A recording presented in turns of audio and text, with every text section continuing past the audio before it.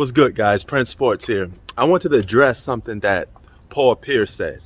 Okay, he said we probably need to rethink or refix the GOAT list and pick Kareem at number one. He's asking, why is Kareem not at number one most of the time?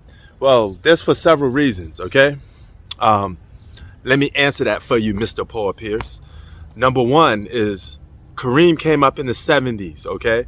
Um, and 80s too. But the 70s was presumed by the general public as one of the weakest eras of basketball, period. Okay? Even if you one of those guys that think the 70s was the bomb, best era in basketball, you be in a class very few in between. You be in the class that basically similar to people who think LeBron James is the GOAT, which is a very small group of people. And the needs of the many outweigh the needs of the few. I'm sure you heard that before. So even if you agree with something or you think something is right, you still have to come to the realization that half of the world don't rock with you. Okay, so you're going to have to be in the class by yourself with your thoughts on that subject. And you can't get mad at it if the world don't see something the way you see it. If most people don't see it the way you see it. If you say the world is flat, but most people believe it's round, you're going to be in the class by yourself, right? You're going to be presumed as, crazy a little bit. And you're going to have a very small percentage of people with you, a cult-like. And that's what Kareem got. That's what LeBron James got. They don't get an overwhelming GOAT vote, so to speak. And number two, one of the reasons is there's guys that did it better than you, Kareem. All right, you may be number one on the scoring list for longevity, but that's pointless. Okay, there's a guy named Michael Jordan that got undefeated in the finals, and he was more dominant in his run than you. He may not have scored more points than you, but he was still more dominant. He had a more individual impact and effect on the game than you did. All right, on both ends of the floor. And he was a flat out better scorer than you. You had one move that was unstoppable, which was the sky hook. But in terms of skill set, Michael Jordan was better than you. It's just flat out.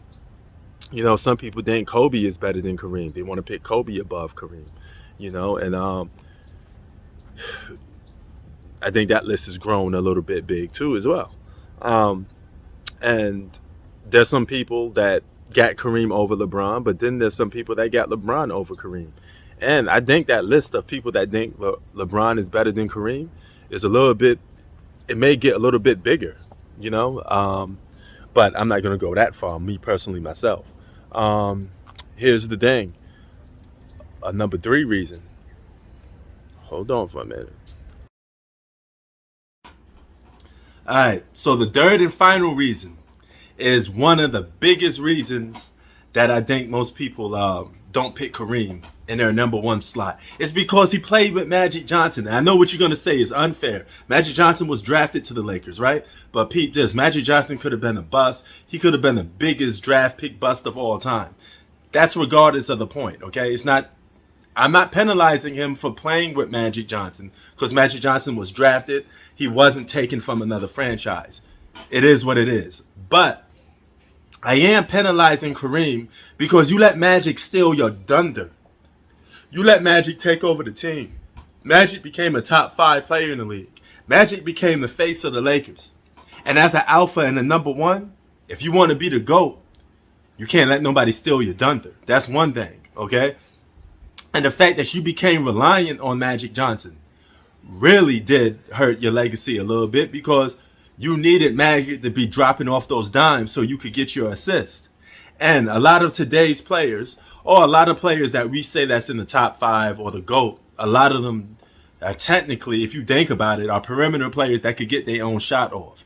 Now, I will understand this, that centers, guys that play the 5 position, get treated unfair when you talk about GOAT situations. You know what I'm saying? But Magic Johnson, Larry Bird, and Kareem are now becoming the most underrated, while guys like LeBron James, Kobe Bryant, and Michael Jordan are becoming now the favorites for GOAT talk, And I think LeBron James is kind of a little bit overrated in that aspect, But nevertheless, he has something that a lot of those three guys I say underrated don't have. Outside of Magic Johnson, he had the charisma, and you gotta persuade the public. The general public means a lot when you persuading people for the GOAT conversation.